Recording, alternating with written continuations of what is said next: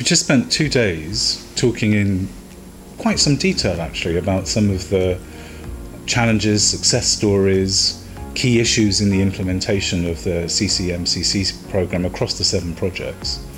And one of the things that's been interesting me at the end of the day is this link between research and how it affects policy at the outcome level, what kind of impacts the projects have had.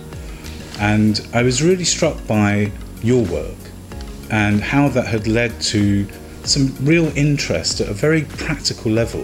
If you could just tell us about that success, within that, how those doors opened for you. So we've been working on essentially trying to understand the impact of climate change related programming, adaptation programming on farmer-pastoral relations in Ghana, Burkina Faso and in Kenya. These emerging adaptation regimes in these areas were not at all making provision for pastoralism, and in that way, you know, when you convert bushland to dry season farming, or you build dams, or you implement a large irrigation scheme without taking consideration of pastoral mobility patterns, there is a danger of conflict.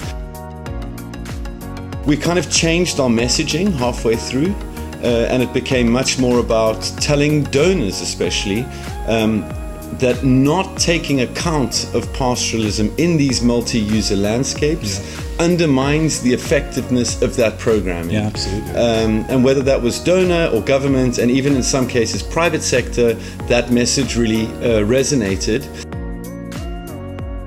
There was a new government in Ghana, and they, you know, part of their election messaging was we're going to take care of the pastoralism issue in Ghana.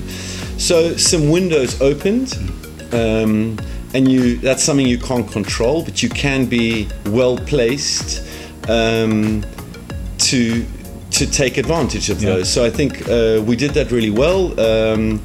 And we made sure that there was a new American-funded project in northern Ghana with a conflict component, which initially didn't include farmer-pastoralist conflict, and we made sure that that became like the spearhead of the conflict component. Yeah.